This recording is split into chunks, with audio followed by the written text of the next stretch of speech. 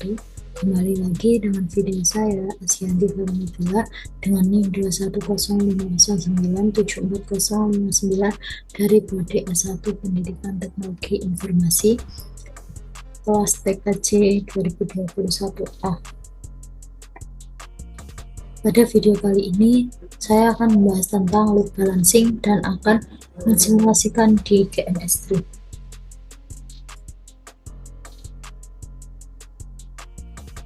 Nah, topik yang akan saya bahas pada video kali ini, yang pertama itu penjelasan singkat tentang load balancing, kemudian jenis-jenis, metode, dan mensimulasikan di GNS3.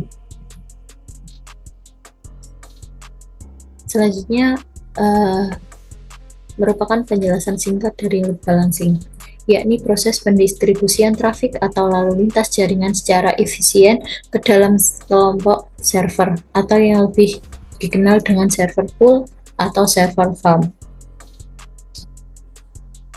Nah, cara kerja dari load balancing ini yakni pengguna meminta akses masuk server website atau aplikasi, kemudian load balancing menerima dan mendistribusikan trafik ke beberapa server. Kemudian jika satu server down, maka perangkat yang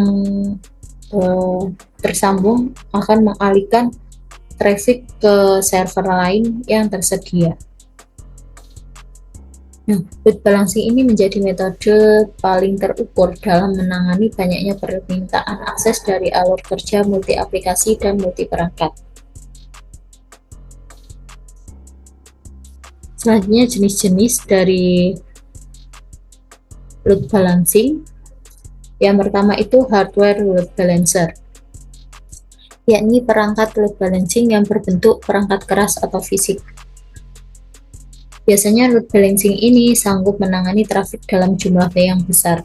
Kemudian yang kedua ada software load balancer, termasuk ke dalam perangkat load balancing yang berbentuk perangkat lunak. Artinya load balancer ini dapat dipasang secara digital pada server. Kemudian selanjutnya ada virtual load balancer, yang berarti mengombinasikan antara kedua jenis load balancer, yakni hardware load balancer dan software load balancer ke dalam mesin virtual.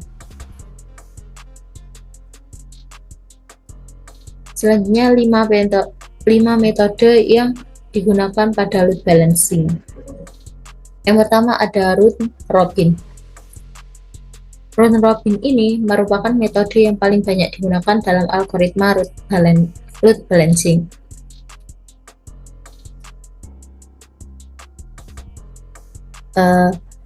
Metodenya dengan cara menyalurkan lalu lintas jaringan secara berurutan dari satu server ke server lainnya. Misalnya suatu perusahaan memiliki 2 server, maka permintaan klien yang pertama akan didistribusikan ke server yang pertama, dan kemudian permintaan klien yang kedua akan didistribusikan ke server kedua, sedangkan permintaan klien berikutnya akan kembali ke server pertama, begitu seterusnya. Kemudian yang kedua ada IP hash. Nah, IP hash adalah metode load balancing yang melakukan pendistribusian lalu lintas jaringan berdasarkan data yang berhubungan dengan IP atau incoming packet dari pengguna. Jadi sederhananya, alamat IP klien menentukan server mana yang akan mendapatkan permintaan data. Kemudian yang ketiga, less bandwidth, adalah pendistribusian lalu lintas jaringan yang akan dilakukan berdasarkan server dengan jumlah jaringan paling kecil pada ukuran megabyte per second atau Mbps. Saat terjadi permintaan akses data, load balancing akan mendistribusikannya ke server yang memiliki trafik Mbps yang paling kecil. Kemudian selanjutnya adalah less connection, yakni metode dengan mendistribusikan lalu lintas jaringan berdasarkan server dengan jumlah koneksi yang paling sedikit terlebih dahulu. Saat terjadi permintaan, less connection berusaha mendistribusikan ke server dengan jumlah koneksi yang paling kecil. Hal ini dilakukan untuk menghindarkan overload pada server karena besarnya traffic yang diterima. Selanjutnya yang terakhir adalah less response time, adalah metode upgrade dari last connection. Nah, last response time ini menggunakan dua cara, yaitu berdasarkan jumlah koneksi yang paling kecil dan waktu respon yang paling cepat.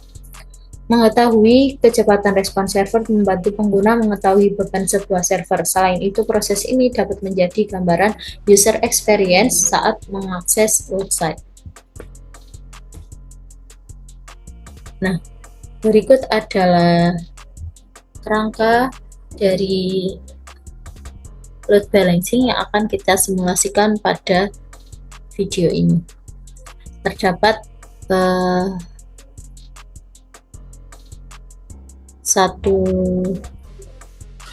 cloud atau internet, kemudian 2 switch, 3 ISP atau router, kemudian 3 PC. Langsung saja kita masuk ke simulasinya.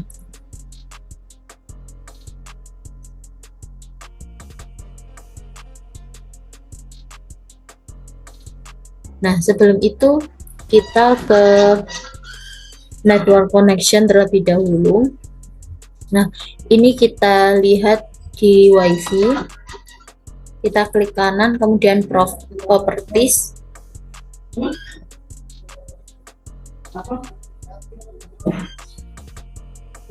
Lalu sharing. Terdapat virtual box host only Ethernet ini. Kita oke.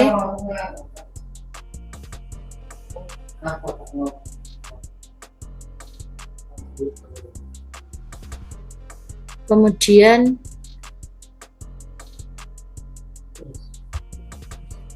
selanjutnya kita langsung ke GNS3. Nah, kita sambungkan terlebih dahulu.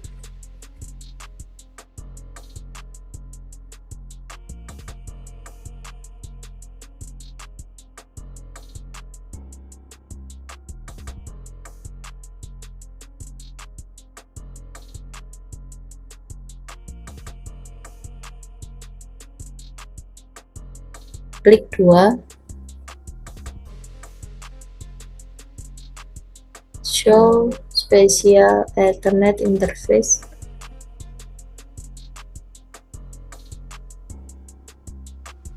Kita tambahkan, lalu oke. Kemudian kita running.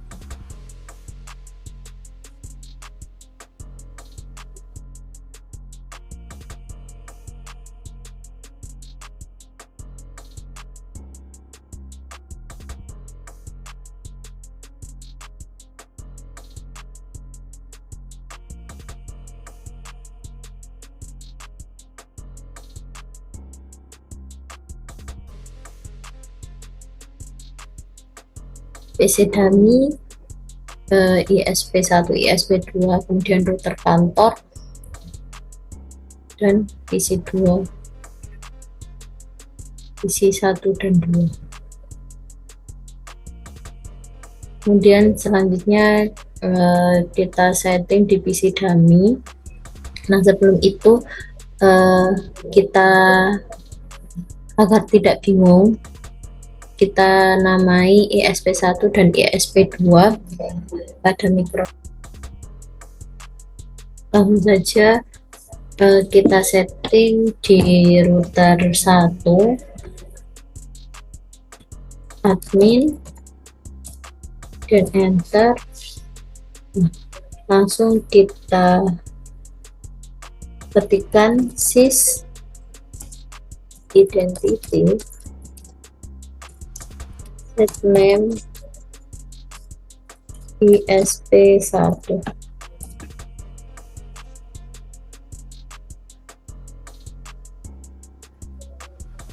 Nah, ini sudah. Kemudian yang 2, pada router 2 kita ketikkan admin juga dan enter. Sys identity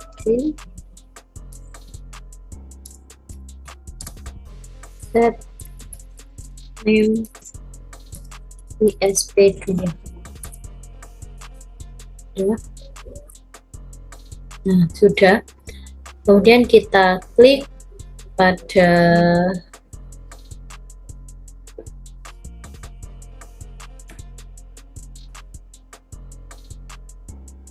PC dummy ini. Sebentar.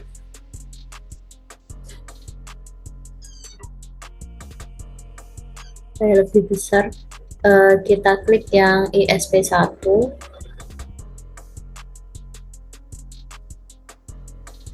Proses downloading toolkit.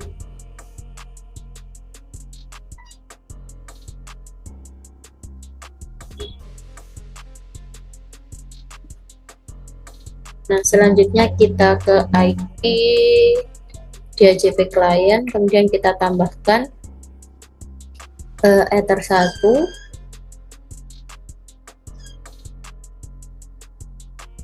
untuk nanti itu kita mendapatkan IP dari sini untuk membuktikan bahwa kita sudah tersambung internet.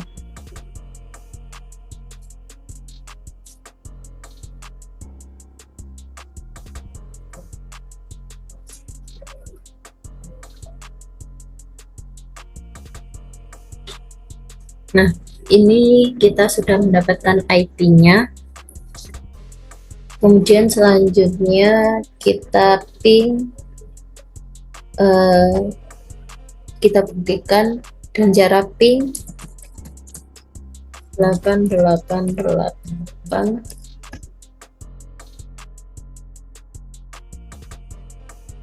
untuk menyambungkan ke bawah isi kantor,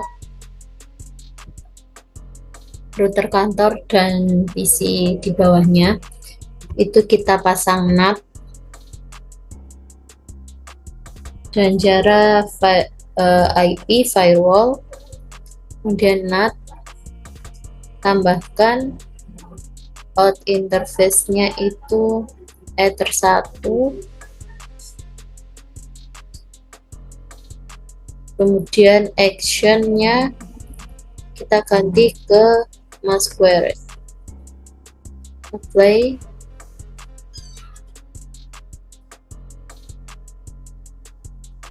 Kemudian selanjutnya kita tambahkan address, IP address, tambah 1.1.1/24 di Ether 2.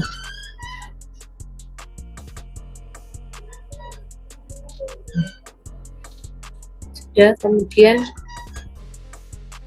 selanjutnya kita ke router kantor. Nah, cara settingnya itu menggunakan PC 1. Kita gunakan PC 1 dengan cara setting router kantor lainnya.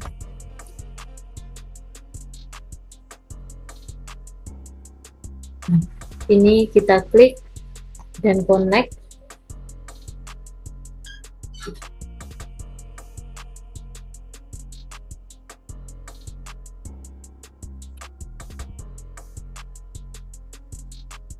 Selanjutnya kita langsung ke IP address, kita tambahkan 1.1.1.2/24 di Ether 1, dan apply. Kemudian kita ke new terminal, ping ke 1.1.1.1.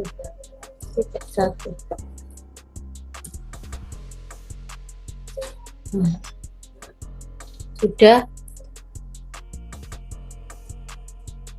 Selanjutnya kita ke IP firewall,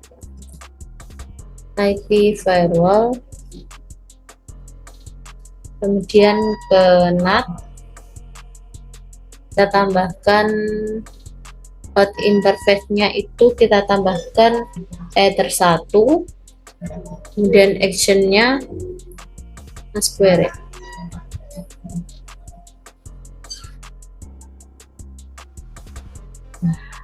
Udah. Selanjutnya kita ke new terminal lagi, kita ping ke 88.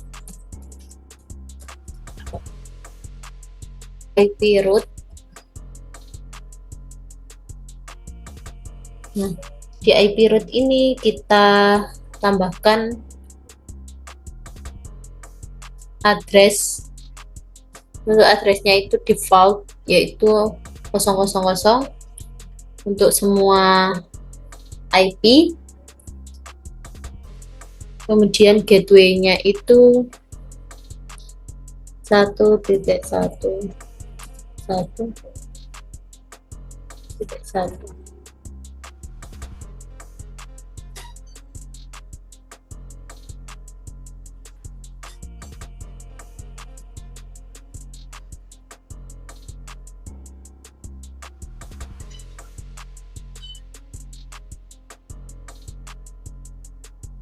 Sudah disable Ether 1. Kemudian ke new terminal lagi, kita ping ke 88.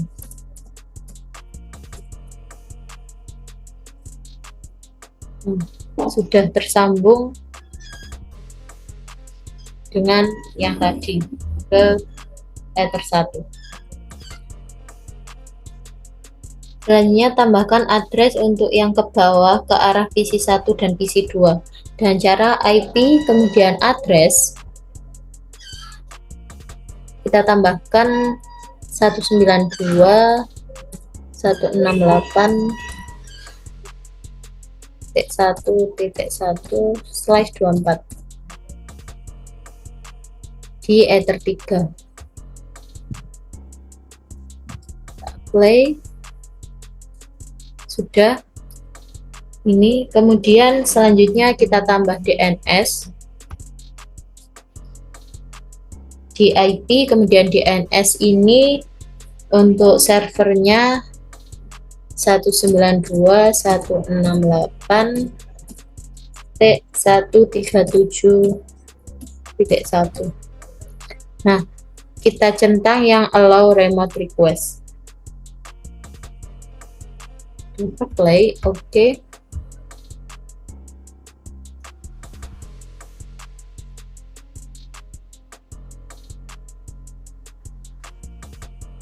Selanjutnya buat DHCP server karena akan diteruskan ke PC 1 dan PC 2 dan PC yang lainnya.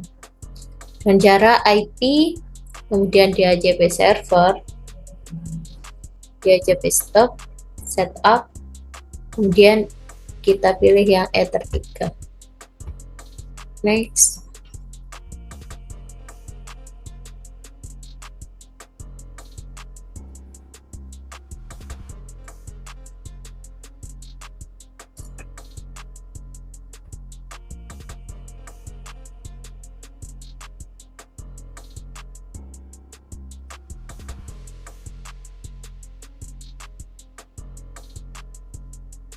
Untuk list time-nya ini sudah. Kemudian selanjutnya tunggu sampai local area connection statusnya yang semula limited or no connection menjadi connect.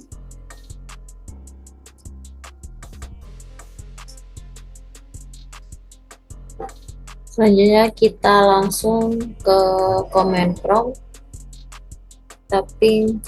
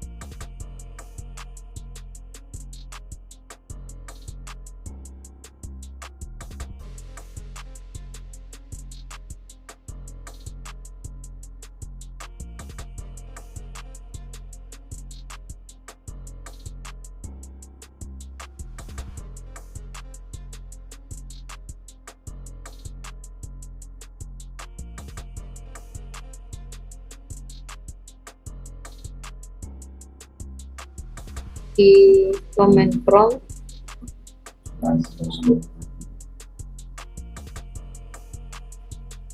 ipconfig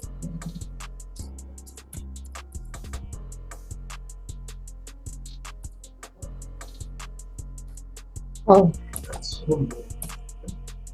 Nah, ini kita sudah mendapatkan IP-nya ya.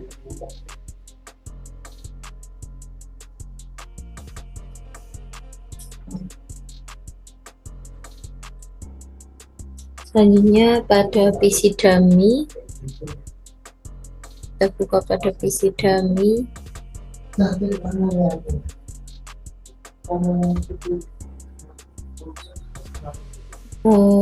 Remote untuk ESP2 dengan cara Winbox.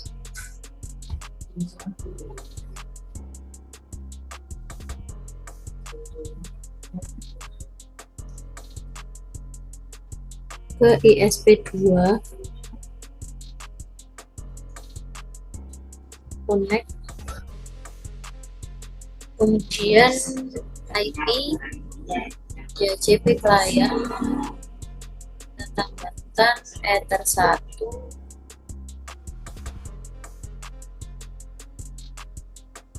Nah, sudah mendapatkan IP berarti sudah menyambung ke internet. Kita coba di new terminal ping ke 88,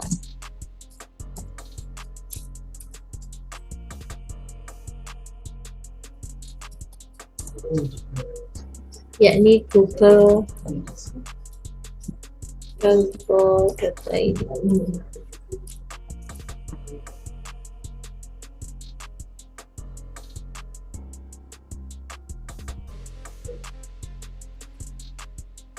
Kemudian kita share ke bawahnya dengan setting pada IP address.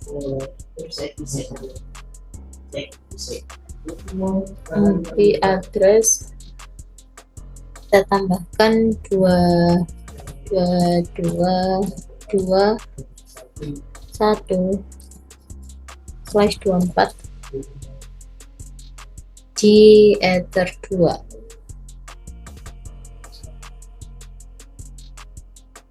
Ini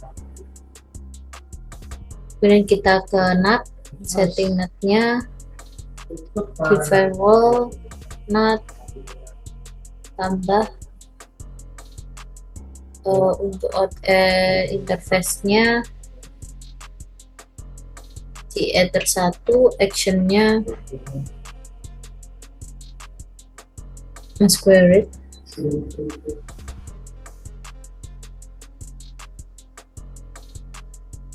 Play, kemudian tinggal kita setting di router kantor ISP2 menggunakan PC2.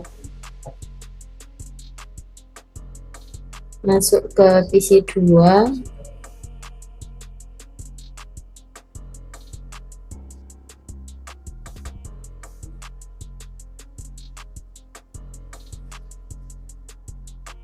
Winbox,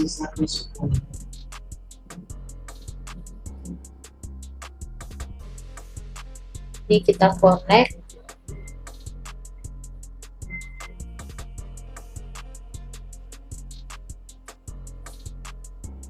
kemudian ke IP address kita tambahkan yang karena statik ya, jadi 2.2.2/24 di ether 2.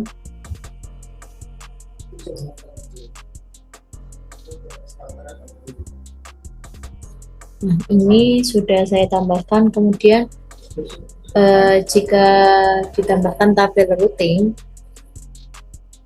kita klik di IP route,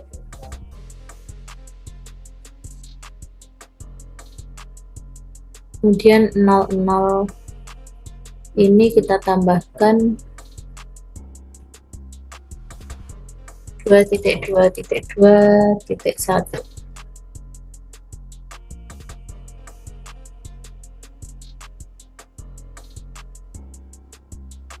Nah, otomatis nyambung ke Ether 2.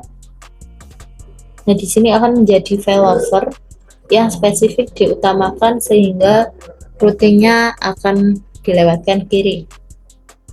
Jika jalur 1.1.1 disablekan, maka akan pindah routingnya ke kanan. Kemudian kita ke CMD atau command prompt.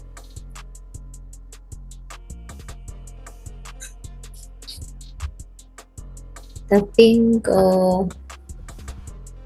88.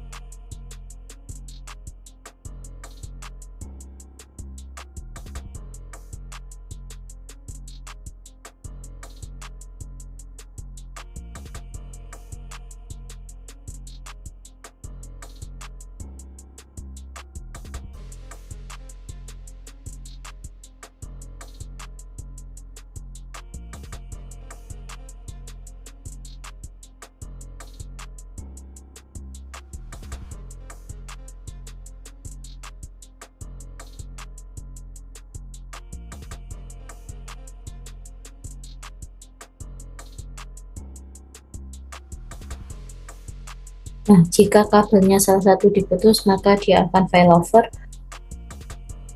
Kelebihan dari load balancing ini, apabila keduanya aktif, digunakan round robin, metode round robin yang sudah saya jelaskan tadi, dan kalau dia mati salah satu, maka akan otomatis jadi failover, akan diarahkan ke jalan yang lain. Jika aktif keduanya, maka satu aktif satu pasif itu merupakan failover.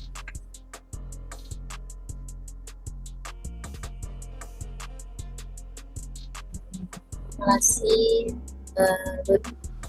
load balancing yang bisa saya simulasikan di GNS3 apabila ada salah kata atau tindakan bisa dimaafkan. Kurang lebihnya saya mohon maaf. Terima kasih telah menonton video saya. Sampai jumpa di video saya selanjutnya. Saya akhiri. Wassalamualaikum warahmatullahi wabarakatuh.